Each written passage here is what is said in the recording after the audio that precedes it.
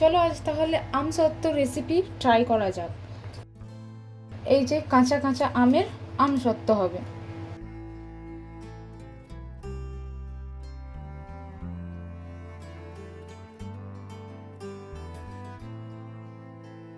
চলো তাহলে আমগুলোকে কেটে নিই।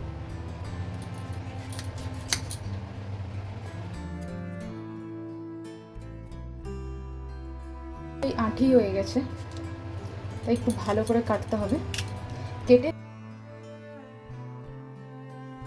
এমনি ছোট ছোট পিস করে কেটে নিতে হবে। ভিডিওটা বেশি বড় করব না, তাই ভিডিওটা স্কিপ করে কেটে নিচ্ছি।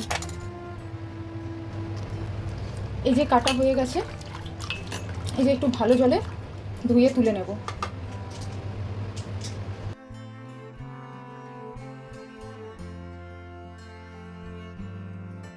কড়াইটা গরম হয়ে গেছে, দুটো শুকনো লঙ্কা ভেজে নেব। এই যে ভাজা হয়ে গেছে শুকনো লঙ্কাটা, এটাকে এবার তুলে দেব। এবার কড়াইয়ে জল দিয়ে দেব।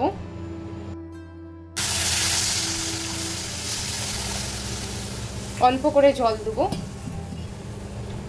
এই যে গরম হয়েই এসছে জলটা, এইবার আমগুলো দিয়ে দেব। আমগুলো সিদ্ধ করে নেব। যে শুকনো লঙ্কাটা ভেজে তুলেছিলাম ওটা কুটে নেব।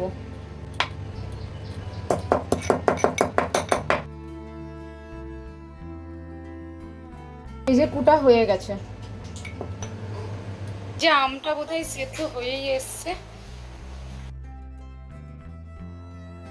এবার আম সিদ্ধটাকে এইটা দিয়ে ছেঁকে নেব।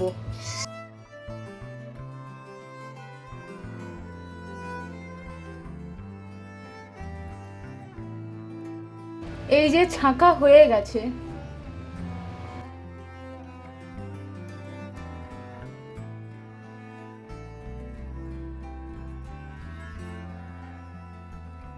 আমি মশলা হিসেবে ইউজ করব এর মধ্যে অল্প নুন, অল্প চাট মশলা, অল্প গুঁড়ো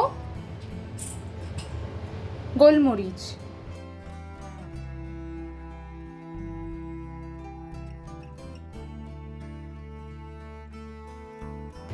আর চিনিটা টক হিসাবে, আম কতটা টক আছে ওই হিসেবে চিনি মিলাবো। এই আমটা খুবই টক, ওই জন্য একটু বেশি করেই চিনিটা দিচ্ছি। পর নেড়ে চেড়ে নেব যতক্ষণ না আঠেলু হচ্ছে। এই যে আটা আটা ভাব হয়ে গেছে, এবার গ্যাস বন্ধ করে দেব। এরপর একটা থালায় তেল লাগিয়ে নেব। তেল লাগাবার পর এটা ঢেলে দেব। ঢেলে ভালো করে প্লেন করে নেব। এটাকে রোদে দিয়ে দেব আর একটা ভালো কাপড় দিয়ে ঢেকে দেব।